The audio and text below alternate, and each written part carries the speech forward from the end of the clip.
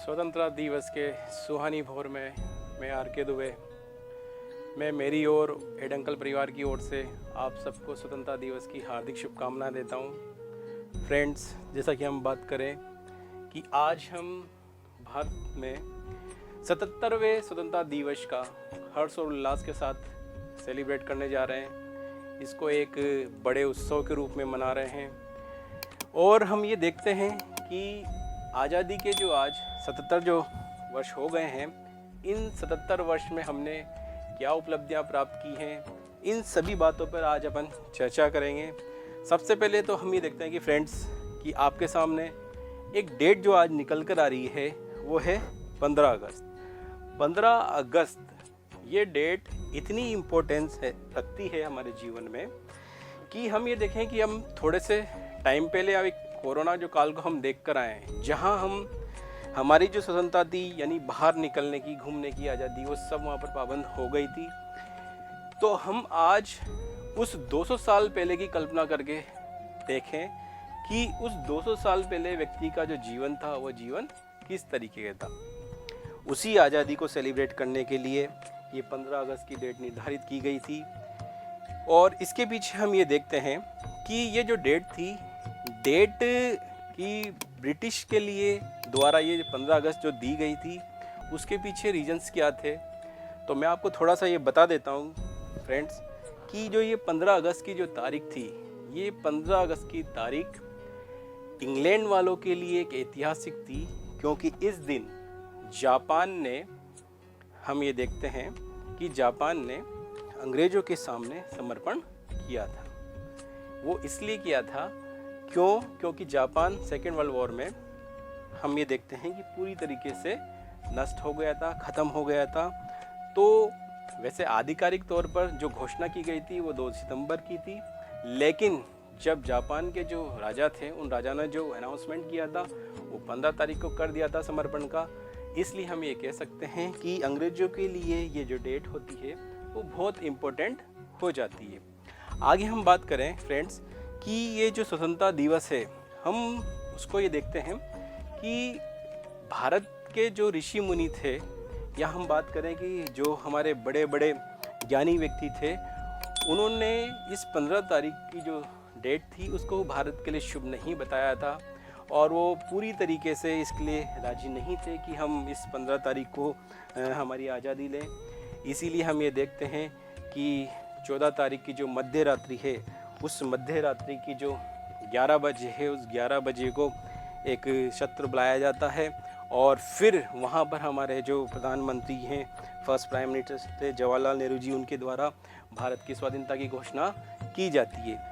एक बात और मैं आपको बता दूं फ्रेंड्स कि जो ये भारत की जो स्वतंत्रता की बात थी कि भारत को कब स्वतंत्र किया जाए, तो इसके लिए हम ये देखते हैं कि जो ब्रिटेन था, ब्रिटेन ने एक डेट डिसाइड करी थी कि हम 30 जून 1948 तक भारत को क्या कर देंगे, स्वतंत्र कर देंगे।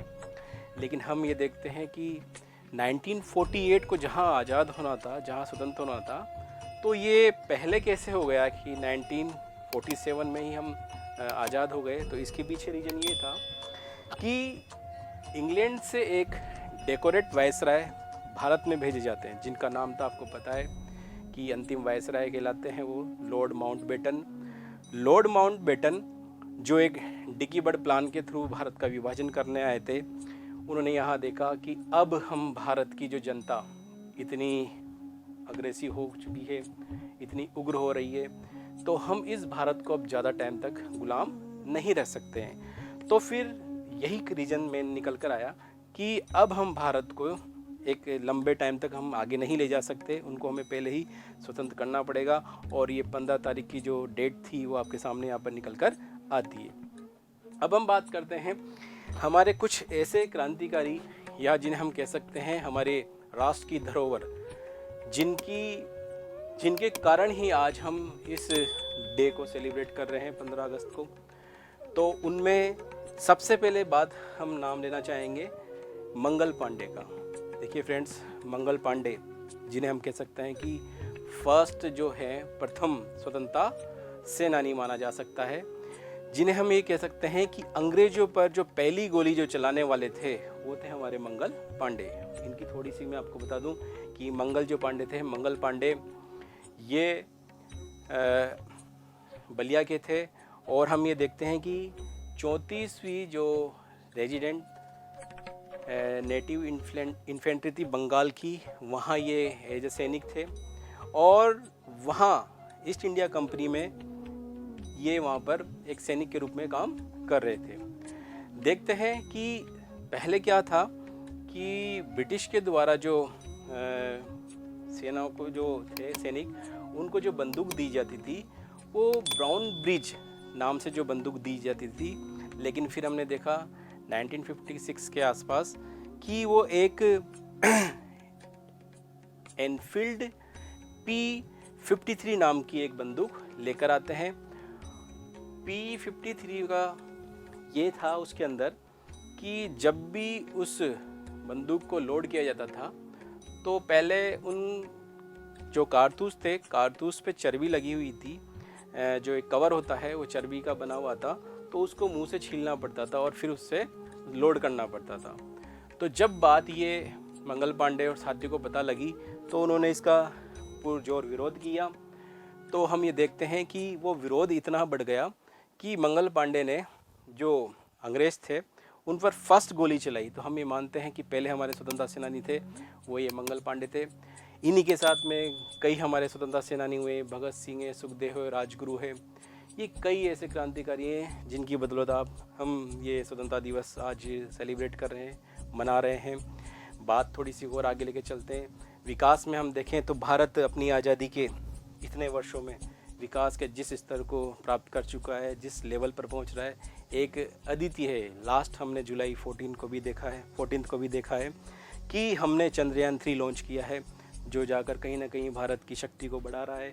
उत्तरोत्तर हमारे जो वैज्ञानिक हैं, चाहे हम चिकित्सा के क्षेत्र में देखें, चाहे हम एजुकेशन के क्षेत्र में देखें, भारत उत्तरोत्तर प्रगति कर रहा है।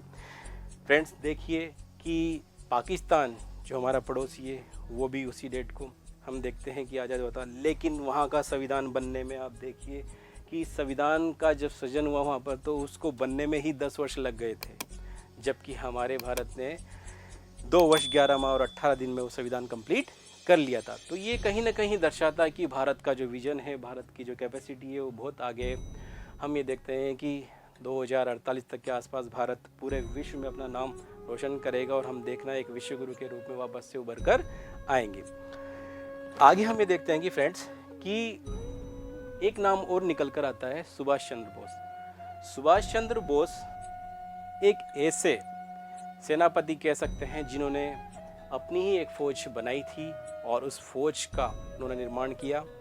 और जब वो हिटलर से मिलने गए तो हिटलर भी, रुडोल्फ हिटलर जो जर्मनी का बड़ा तानाशाह कहलाता था, तो जब वो उनसे मिलने गए और तो रुडोल्फ हिटलर भी उन्हें देखकर बड़ा अचंभित हो गया था, उनके व्यक्तित्व को देखकर कि क्या पर्सनैलिटी है, क्या ज़बरदस्त व्यक्तित्व है। वो कैसे है कि जब ब्रिटेन और जर्मनी का वॉर हो रहा था तो जर्मनी ने भारत की जो सैनिक थे उन सैनिक को युद्ध में जो परास्त हुए थे उनको बंदी बना लिया था। तो जब सुभाष चंद्र बोस जी हिटलर से बोलते हैं कि आप मुझे ये सेना वापस कर दीजिए, हमारे भारतीयों को मुक्त कर दीजिए, मैं इन भारतीयों को आप ही की तरफ से इस ब्रिटेन के खिलाफ युद्ध में उतार दूंगा। ये बात सुनने में बड़ी अजीब लगी हिटलर को। हिटलर ने कहा कि आप ये क्या कह रहे हैं कि जिस सेना ने ब्रिटेन की तरफ से हमारे खिलाफ युद्ध में लड़ाई लड़ी है और उसे हमारी तरफ से उनके खिलाफ लड़ाना चाह रहे हो।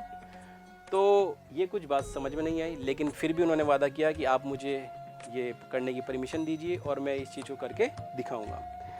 सुभाष चंद्र बोस जी कुछ स्वर्णिम पंक्तियां हैं और उस स्वर्णिम पंक्तियों के साथ मैं आपको बताना चाहूँगा कि वो स्वर्णिम पंक्तियां क्या थी। वह खून कहो किस मतलब का जिसमें उबाल का नाम नहीं, वह खून कहो किस मतलब का जो आ सके देश के काम नहीं, वह खून कहो किस मतलब का जिसमें जीवन न रवानी हो, जो परवश होकर बहता है वो खून नहीं है वो पानी है। उस दिन लोगों ने खून की सही सही कीमत पहचानी थी, जिस दिन ब्रह्मा में मांगी उनसे कुर्बानी थी। बोले स्वतंत्रता के खातिर बलिदान तुम्हें करना होगा, बहुत जी चुके जग में आगे तुम्हें मरना होगा। आज़ादी के चरणों में जो जयमाल चढ़ाई जाएगी, वो सुनो तुम्हारे शीशों के फूलों से गूंथी जाएगी। स्वतंत्रता का संग्राम कहाँ पैसों पर खेला जाता है, वो शीश कटाने का सौदा नंगे सर छेला जाता है। वह आगे आए जो इस पर खूनी हस्ताक्षर करता हो, मैं कफन बढ़ाता हूँ जो हंसकर इसे लेता हो। सारी जनता हुंकार उठी, हम आते हैं, माता के चरणों में यह लोग रक्त चढ़ाते हैं। साहस से बड़े उस दिन युवक देखो बढ़ते ही आते थे, चाकू छुरी कटारियों से वे अपना रक्त गिराते थे। फिर उसी रक्त की शाही में वे अपनी कलम डुबाते थे, आज़ादी के परवाने पर हस्ताक्षर करते जाते थे। उस दिन तारों ने देखा था हिंदुस्तानी विश्वास नया, जब लिखा महारणवीरों ने खून से अपना इतिहास नया। फ्रेंड्स, ये वो स्वर्णिम पंक्तियाँ हैं जिसने उस भारतीय जो जनता थी, भारतीय जो सैनिक थे, उन सैनिकों के मन में, दिलों में ये विश्वास जगा दिया कि अब हमें इस ब्रिटिश राज को यहाँ से समाप्त करना होगा और हमारी जो आज़ादी है, जिसके हम वास्तविक हकदार हैं, वो हमें इनसे लेनी होगी। ये कोई कविता आपके लिए एंटरटेनमेंट नहीं थी, ये कविता आप में वो जोश और जुनून भरने के लिए जिससे आप अपने लक्ष्य के प्रति सजग हो सकें और अपने एक सुंदर राष्ट्र की कल्पना को साकार कर सकें। मैं आर के दुबे एक बार फिर से एडंकल के प्लेटफॉर्म से आपको 15 अगस्त की हार्दिक शुभकामनाएं देता हूं। ये दिन आपके लिए मंगलमय हो। धन्यवाद।